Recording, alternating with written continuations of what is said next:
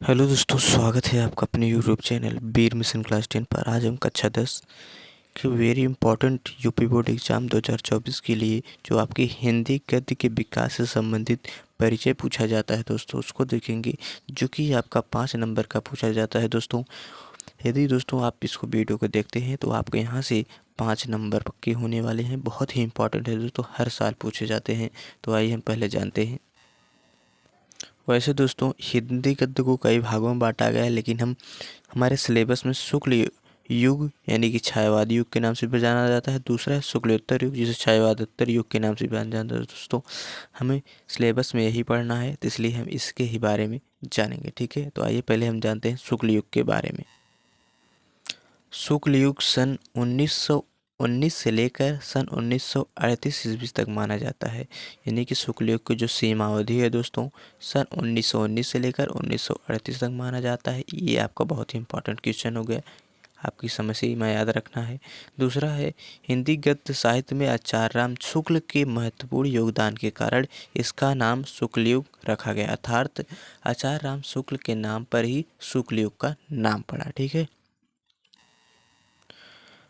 शुक्ल युग को दोस्तों छायावादी युग के नाम से भी जाना जाता है, प्रेमचंद्र युग के नाम से जाना जाता है तथा प्रसाद युग के नाम से भी जाना जाता है। ठीक है। अब शुक्लियोत्तर युग है दोस्तों। शुक्लियोत्तर युग को छायावादी उत्तर युग से नाम से भी जाना जाता है, जो कि हमने आपको पहले ही बताया। इसकी समय सीधा जो है वो सन 1936 ईस्वी से लेकर सन 1980 ईस्वी तक मानी जाती है। यानी कि 1936 से लेकर 1980 ईस्वी तक किसकी सीमा मानी जाती है? शुक्लोत्तर युग की मानी जाती है। ठीक है दोस्तों।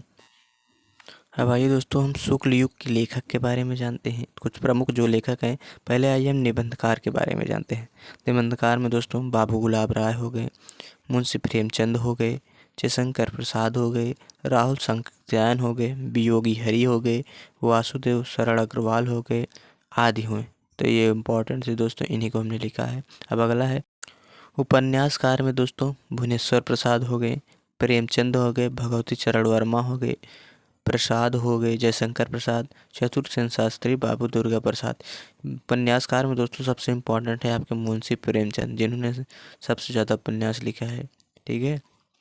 तो अब आइए कहानीकार के बारे में जानते हैं। शुक्ल युग के कहानीकार निम्न हैं दोस्तों: प्रेमचंद, राय कृष्णदास, सिया रामचरण गुप्त, विनोद शंकर व्यास, पांडे बेचन शर्मा, जिसे युग्र के नाम से भी जाना जाता है। ठीक है। तो प्रेमचंद्र लगभग दोस्तों उन्होंने शुक्ल युग में लगभग 250 से 300 कहानियों की रचना की। ठीक है। शुक्ल युग के प्रमुख नाटककार दोस्तों लक्ष्मी नारायण लाल हो गए, उपेंद्रनाथ अश्क हो गए, डॉक्टर राम कुमार वर्मा हो गए, जयशंकर प्रसाद बहुत ही महत्वपूर्ण है। शुक्ल युग के प्रमुख नाटककार जयशंकर प्रसाद कह सकते हैं दोस्तों। अगला है धर्मवीर भारती, रामवृक्ष बेनीपुरी आदि, बहुत ही इंपॉर्टेंट है।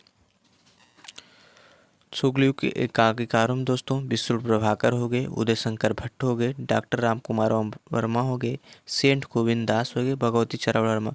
दोस्तों डॉक्टर राम कुमार वर्मा को एकांकी का सम्राट कहा जाता है। ठीक है। अब आइए हम जानते हैं दोस्तों शुक्ल युग के लेखक एवं उनकी रचनाओं के। ठीक है दोस्तों, तो लेखक, रचनाएं एवं विधा के बारे में सही से जानेंगे दोस्तों। तो पहले आइए हम जानते हैं। पहले जो है दोस्तों कौन है? रामचंद्र शुक्ल हैं। इनकी जो चिंतामणि रचना है और एक विचार विधि है, बहुत ही इंपॉर्टेंट है, परीक्षा की दृष्टि से हर साल पूछी जाती है। और इसका जो विधा है दोस्तों वो है निबंध। ठीक है। अगले जो शुक्ल युग के लेखक हैं दोस्तों वो है जयशंकर प्रसाद, बहुत ही इंपॉर्टेंट है। इन्होंने कमायनी महाकाव्य की रचना की, जिसमें लगभग 15 सर्ग हैं। कितने हैं दोस्तों? 15 सर्ग हैं। झरना आंसू लहर पुरस्कार दोस्तों इनकी कहानी है। झरना आंसू लहर इनके काव्य ग्रंथ है। ठीक है। और इनके जो प्रमुख रचनाकार और हैं, नाटक हैं, वो है चंद्रगुप्त, स्कंदगुप्त, अजातशत्रु, कामना, ध्रुव सामनी। चंद्रगुप्त, स्कंदगुप्त और ध्रुव सामनी लगभग हर साल इनके नाटक पूछे जाते हैं दोस्तों, इसलिए इनको जरूर याद रखिए, इम्पॉर्टेंट है एग्जाम की दृष्टि से। शुक्ल युग के जो अगले लेखक हैं दोस्तों वो प्रेमचंद्र हैं। इन्होंने रंगभूमि, कर्मभूमि, सेवा सदन, गमन, निर्मला आदि उपन्यासों की रचना की। तो ये इनकी विधा कौन सी? उपन्यास है। और प्रेमचंद की जो प्रमुख कहानी है दोस्तों, पंच परमेश्वर, मंत्र और कफन जो है इनकी प्रमुख कहानियाँ हैं, इनको याद रखिएगा। अगले जो है दोस्तों वो है हरे कृष्ण प्रेमी, शुक्ल युग के लेखक हैं। इन्होंने प्रतिशोध नामक क्या लिखा है दोस्तों, नाटक लिखा है। ठीक है, बहुत ही इम्पोर्टेंट है। अगले जो हैं दोस्तों वो है गुलाब राय। कौन है, बाबू गुलाब राय। इन्होंने ठलुआ क्लब नामक निबंध लिखा। इनकी एक बहुत ही महत्वपूर्ण आत्मकथा है दोस्तों, मेरी असफलताएं।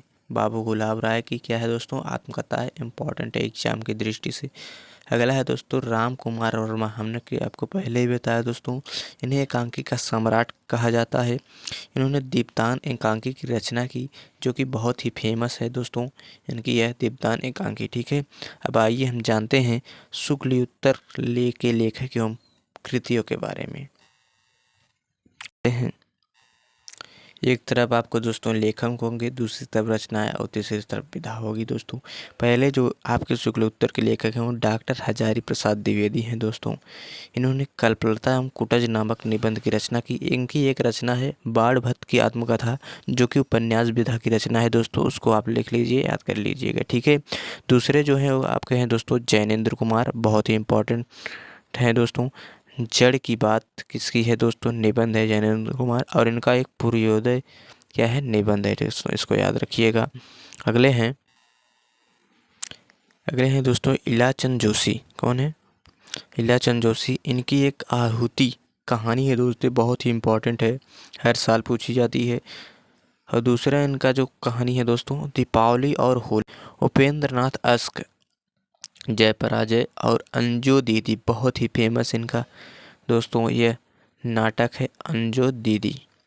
अगले हैं जो दोस्तों वो राजेंद्र यादव, प्रतीक्षा इनकी कहानी है। ये बहुत ही इम्पोर्टेंट रचना है, हर साल पूछी जाती है, 3 साल में 2 बार पूछी ही जाती है। ठीक है, तो ये कहानी विधा की रचना है दोस्तों। तो आज के लिए बस इतना ही दोस्तों, मिलते हैं इसी महत्वपूर्ण वीडियो के साथ। उम्मीद करते हैं दोस्तों आपको पसंद आया होगा। ठीक है।